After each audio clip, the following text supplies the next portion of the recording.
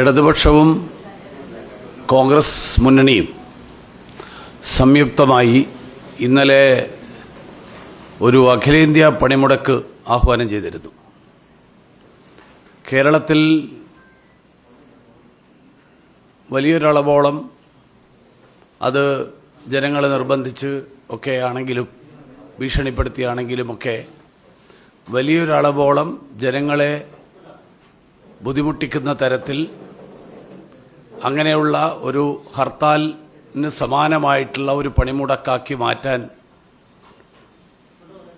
ഇവരുടെ ആ ശ്രമമാണ് ഇന്നലെ നടന്നത്.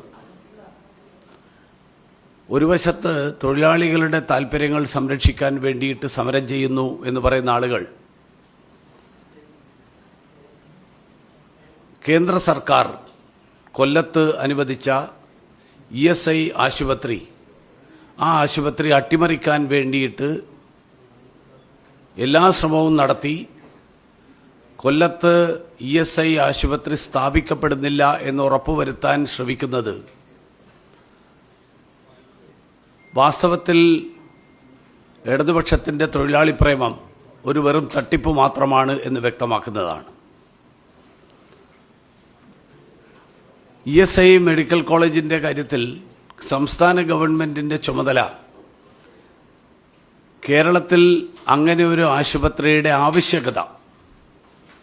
ആവശ്യകത അംഗീകരിക്കുക എന്നുള്ളത് മാത്രമായിരുന്നു. അതുകൊണ്ടാണ് അതിന് എസൻഷ്യാലിറ്റി സർട്ടിഫിക്കറ്റ്, അങ്ങനെ ഒരു സർട്ടിഫിക്കറ്റ് നൽകണം എന്ന് ESI കോർപ്പറേഷൻ അഭ്യർത്ഥിച്ചത്. ഏതാണ്ട് 50ഓളം കുട്ടികൾക്ക് മെഡിക്കൽ സീറ്റുകൾ, അതിൽ പാവപ്പെട്ട തൊഴിലാളികളുടെ മക്കൾക്കടക്കം പ്രയോജനം ലഭിക്കുമായിരുന്ന ഒരു മെഡിക്കൽ കോളേജാണ് സർക്കാരിൻ്റെ രാഷ്ട്രീയ നിലപാടിൻ്റെ ഫലമായിട്ട് നിഷേധിക്കപ്പെട്ടത്. മെഡിക്കൽ കോളേജിൻ്റെ ഭാഗമായിട്ട് ചുരുങ്ങിയതൊരു 300 പേർക്കെങ്കിലും കൊല്ലത്തെ ജനങ്ങളിൽപ്പെടുന്ന ആളുകൾക്ക് തൊഴിൽ ലഭിക്കേണ്ടതായിരുന്നു. ഈ ബജറ്റിൽ കേരളത്തിനെ അവഗണിക്കുന്നു, കേരളത്തിന് എയിംസ് തരുന്നില്ല എന്നൊക്കെ പറഞ്ഞ് പ്രചരണം നടത്തുന്ന ഇടതുപക്ഷം തൊഴിലാളികളുടെ താൽപ്പര്യങ്ങൾക്കെതിരായിട്ട് നിന്നുകൊണ്ട് കേന്ദ്ര സർക്കാർ കൊല്ലത്ത് നടപ്പിലാക്കാൻ ഉദ്ദേശിച്ച ഏതാണ്ട് 600 കോടി കേന്ദ്ര സർക്കാരിൻ്റെ ഫണ്ട് ചെലവിടുന്ന ഒരു പദ്ധതി, ആ പദ്ധതി അട്ടിമറിച്ചതിനെക്കുറിച്ച് CPM-നും അവരുടെ മുന്നണിക്കും എന്തു പറയാനുണ്ട് എന്നുള്ളത് ജനങ്ങളോട് വിശദീകരിക്കണം എന്നാണ് എനിക്ക് ആവശ്യപ്പെടാനുള്ളത്. കേന്ദ്ര മന്ത്രാലയത്തിന് എസൻഷ്യാലിറ്റി സർട്ടിഫിക്കറ്റ് നൽകേണ്ടിയിരുന്ന തീയതി നമുക്കെല്ലാവർക്കും അറിയാം, ജനുവരി 28-ാം തീയതിയായിരുന്നു. ജനുവരി 9-ാം തീയതി ESI കോർപ്പറേഷൻ സംസ്ഥാന സർക്കാരിന് ഇത് സംബന്ധിച്ചിട്ടുള്ള അപേക്ഷ നൽകി. ജനുവരി 25-ാം തീയതി വരെ ആ കാര്യത്തിൽ തീരുമാനമെടുക്കാതെ സംസ്ഥാന ഗവൺമെൻറ് അത് പിടിച്ചുവെച്ചു.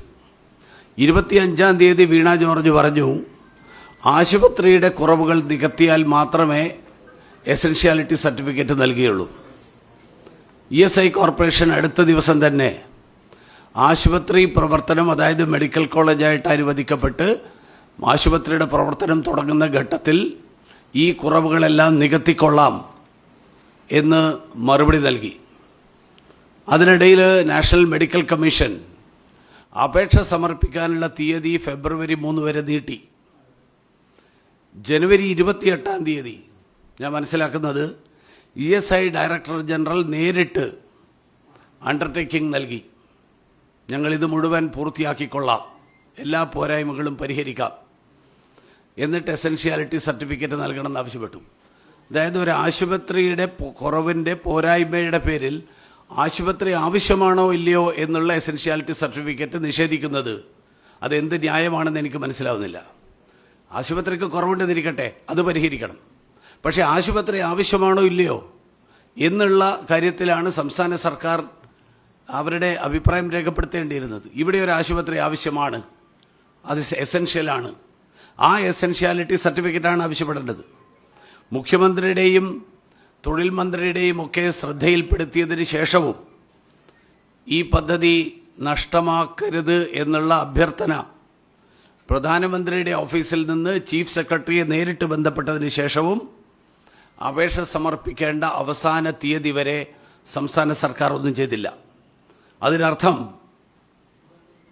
മനഃപൂർവ്വം സംസ്ഥാന സർക്കാർ എടുത്തൊരു രാഷ്ട്രീയ തീരുമാനമായിരുന്നു. ഞാൻ മനസ്സിലാക്കുന്നത് രണ്ട് കാരണങ്ങളാലാണ്. ഒന്ന്, നിയമസഭാ തെരഞ്ഞെടുപ്പ് അടുത്തു വരുന്നു. നിയമസഭാ തെരഞ്ഞെടുപ്പ് അടുത്തു വരുന്ന ഘട്ടത്തിൽ 600 കോടിയുടെ ഒരു പദ്ധതി കൊല്ലത്ത് കേന്ദ്ര സർക്കാരിൻ്റെ പദ്ധതി വരുമ്പോൾ മാർക്സിസ്റ്റ് പാർട്ടി ഇപ്പോൾ നടത്തിക്കൊണ്ടിരിക്കുന്ന കേന്ദ്രം അവഗണിക്കുന്നു എന്നുള്ള പ്രചരണത്തിനുള്ള വലിയ മറുപടിയായിരിക്കും. ആ പ്രചരണം ജനങ്ങൾ മുഖവിലക്കെടുക്കാത്ത സാഹചര്യം വരും. അതുകൊണ്ട് ഒരു കാരണവശാലും ഇവിടെ ആശുപത്രി അനുവദിക്കരുത്. ഞാനിവിടെ കൊല്ലത്ത് വന്നപ്പോൾ വേറൊരു കാരണം കൂടി കേട്ടു. മാർക്സിസ്റ്റ് പാർട്ടിയുടെയും CPIയുടെയൊക്കെ നേതാക്കന്മാരുടെ നേതൃത്വത്തിൽ കൊല്ലത്ത് ചില ആശുപത്രികൾ നടക്കുന്നുണ്ട്. ആ ആശുപത്രികളിൽ നിന്ന് അവർക്ക് ചില പ്രയോജനങ്ങൾ ഉണ്ടാവുന്നുണ്ടാവും. അതിന് പകരം ഒരു ESI ആശുപത്രി വന്നു കഴിഞ്ഞാൽ തൊഴിലാളികൾക്ക് പ്രയോജനമുണ്ടായാലും നാട്ടുകാർക്ക് പ്രയോജനമുണ്ടായാലും പാർട്ടിക്ക് നഷ്ടമാവും. അപ്പോൾ പാർട്ടിയുടെ നഷ്ടമാണ് തൊഴിലാളികളുടെ നഷ്ടത്തേക്കാൾ വലുത് എന്ന് മാർക്സിസ്റ്റ് പാർട്ടി വിലയിരുത്തിയതുകൊണ്ട് ജനങ്ങൾക്ക് പ്രയോജനം കിട്ടണ്ട, പാർട്ടിക്ക് പ്രയോജനം കിട്ടിയാൽ മതി എന്ന് തീരുമാനമെടുത്തു. അതുകൊണ്ട് ESI